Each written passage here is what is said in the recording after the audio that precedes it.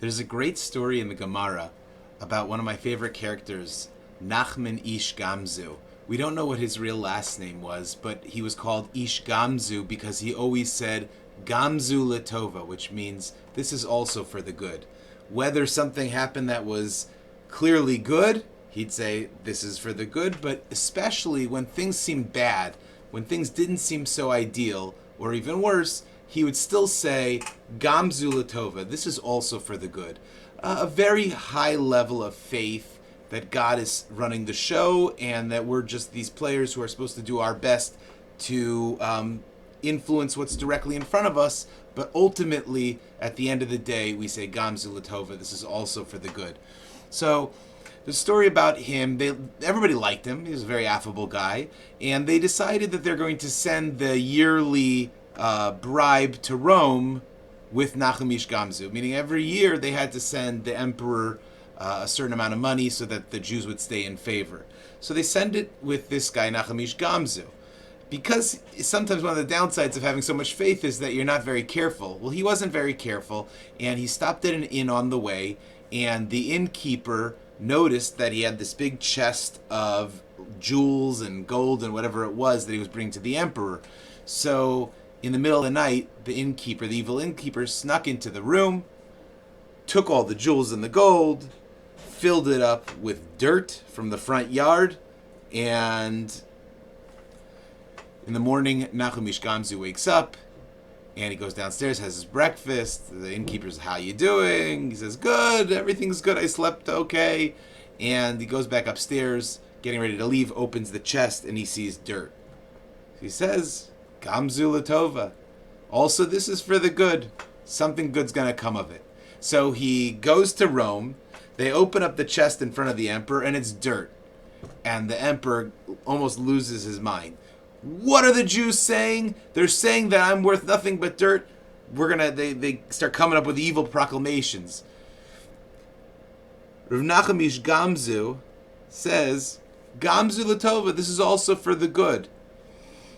The emperor says, what? What did you say? He says, listen, maybe it's the special dirt that came from Avraham Avinu. What? What kind of special dirt that came from Abraham? Well, there was a story that Avram went to war with 4 regional major kings, him and 318 people. There's the Medrash says it was actually just him and his servant Eliezer. The numerical value of Eliezer is 318. That the other of his students who said, the other 318 that it said came, chickened out and went home. So Avram takes on these kings and he wins. How did he win? It says he picked up the dirt from the ground and he threw it and it became arrows. Also, all the arrows and spears that were shot at against him, Hashem turned them around and sent them back. Kind of like the first Iron Dome system. So Nachum Ish Gamzu says, maybe this is that kind of dirt. So the emperor says, let's go test it. So they take it out into battle with their enemies and they throw it, and sure enough, it becomes arrows, a miracle. And the Jews are in good. He says, don't worry, you don't have to bring anything next year. We're very happy with you. So he goes back home, and he finds this innkeeper, same innkeeper. And the innkeeper says, how did it go in Rome? Very, very well, it was a miracle. The dirt turned into arrows. The emperor was so happy with me. So the innkeeper thinks to himself, oh, I must have some magic dirt. So he brings his own chest of dirt to the emperor, thinking he's going to get rewarded. The emperor tests it out. It's just dirt. And he loses his head. Anyways, the story talks about the parsha we just had, which is a parsha that talks about Avram going to war. And it's very strange. Like, why do we mention this? Why is this an important part of the parsha? Like, Avram's supposed to be kind. Avram's supposed to be welcoming. Avram's supposed to be the first monotheist. What's this idea of Avram being a war hero? What I want to suggest is that Jewish people need to have strength and they need to have courage. They need to be ready to fight when the time comes. It's all good to be loving and kind and giving and peaceful. Those are all very important. But if you don't have the courage to go out and fight when you need to, like Avraham went to go save his nephew and to go save the people who were taken away by these kings, it's really a lack of faith. Because if you have faith, like Avraham did, you say, Hashem will help me. And Maimonides speaks about the halachas of war in the same way.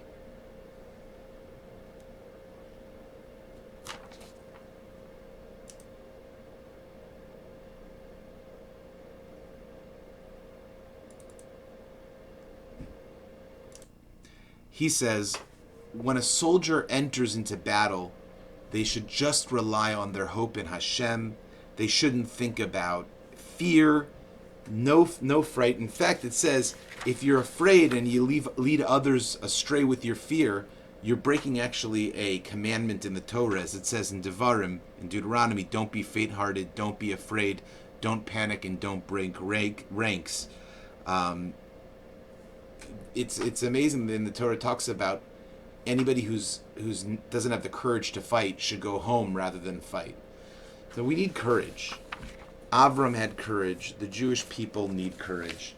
And a lot of people are going to start saying, it's a tough time. It's a very scary time. There's a lot of anti-Semitism.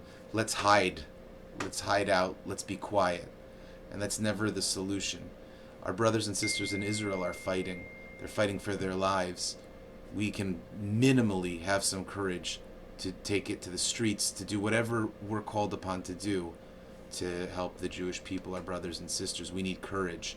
And I think it was just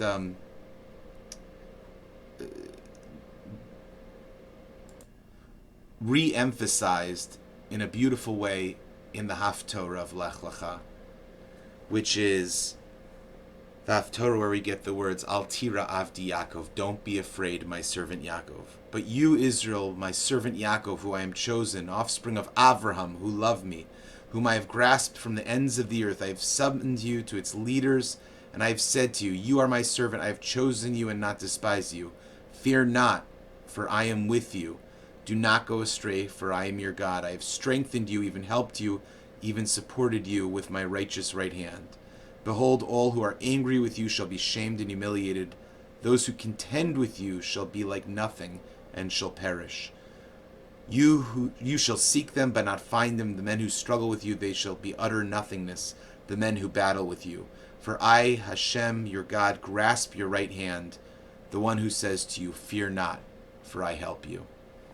Now is not the time for fear, now is the time for courage.